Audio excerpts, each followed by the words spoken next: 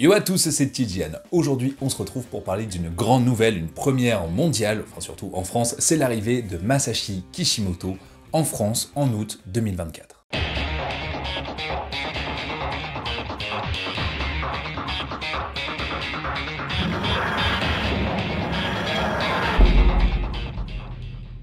Ça a été teasé sur les réseaux de Kana pendant pas mal de jours, avec pas mal de posts qui concernaient du coup Konoha, ensuite Naruto, ensuite Boruto, pour nous faire comprendre que ça avait un lien complet avec l'univers de Naruto, et que c'est en partenariat avec Crunchyroll. Ouais, en ce moment ils sont vraiment partout. Et l'info est donc tombée ce jeudi, c'est l'arrivée de Masashi Kishimoto à Paris pour la première fois de toute l'histoire de sa carrière. Si c'est annoncé officiellement, c'est donc une visite avec rencontre avec les fans, conférences, etc. Pour l'instant, on n'a pas beaucoup d'informations, à part les dates, 24 et 25 août, et le lieu Paris. Ça reste très flou, et j'ai essayé de me renseigner un peu sur ce qui pouvait se passer à ce moment-là à Paris, et à part le relais de la flamme paralympique, il n'y a pas grand-chose et ça m'étonnerait qu'ils viennent pour ça. Et non, Masashi Kishimoto ne viendra pas seul. Il viendra avec Mikio Ikemoto. Pour rappel, Masashi Kishimoto, qui a créé cette super masterclass qu'est Naruto et tout son univers, qui s'est terminé au tome 72, a laissé, à la fin du manga, en 2016, un certain vide en nous, c'est-à-dire que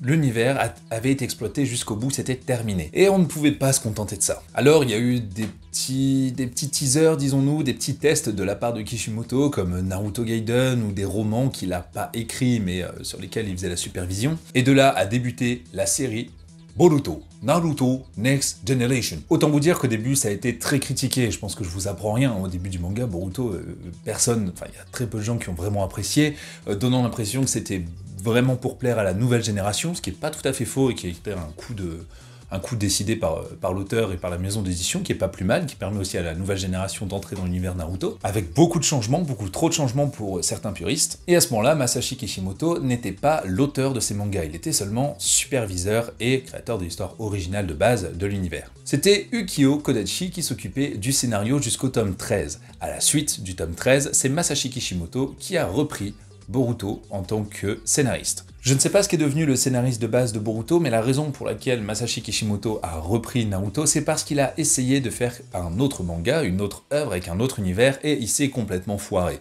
En se rendant compte que ce n'était pas, que son nom n'était pas assez gage de qualité pour fonctionner directement, ou alors que l'histoire ne plaisait pas suffisamment, il est reparti sur les bases, les choses qui fonctionnent pour son avenir, il est reparti sur Boruto. Et c'est ça qui est important de souligner, c'est que c'est Boruto, Naruto Next Generation, c'est très important parce qu'en fait ce sous-titre, pour moi à la base, je pensais que c'était juste un peu un truc pour dire oubliez pas c'est Naruto à la base, ce qui me semble être un peu le cas, mais on se rend compte que là, l'arrivée donc le 24 et 25 août de Masashi Kishimoto et de Mikio Ikemoto, c'est aussi le lancement de la seconde phase de Boruto après l'ellipse, au même titre qu'on a vu Naruto et Naruto Shippuden, mais qui ne s'était pas senti dans le manga, c'est-à-dire qu'on avait continué dans la numérotation et le titre était resté exactement le même, sauf dans l'animé. Et bien ce coup-ci, on change de sous-titre complètement. On passe de Boruto Naruto Next Generation à Boruto Two Blue Vortex. Savoir à quoi font référence les deux vortex bleus, on s'en fiche, ça peut être les yeux de n'importe qui,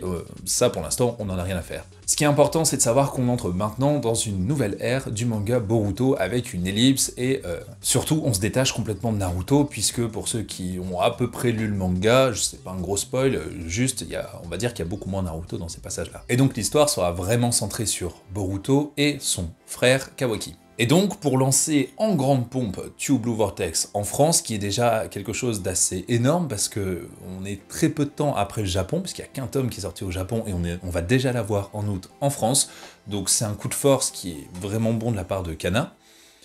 Et en plus de ça, on a l'arrivée pour le lancement de Masashi, enfin des deux auteurs, de Boruto, Two Blue Vortex. Voilà, on aura plus d'infos à venir, je vous tiendrai au courant dès qu'on saura un peu plus ce qui va se passer, en fait, pourquoi ils viennent en vrai, à quel endroit, et ce qui sera mis en place autour de tout ça.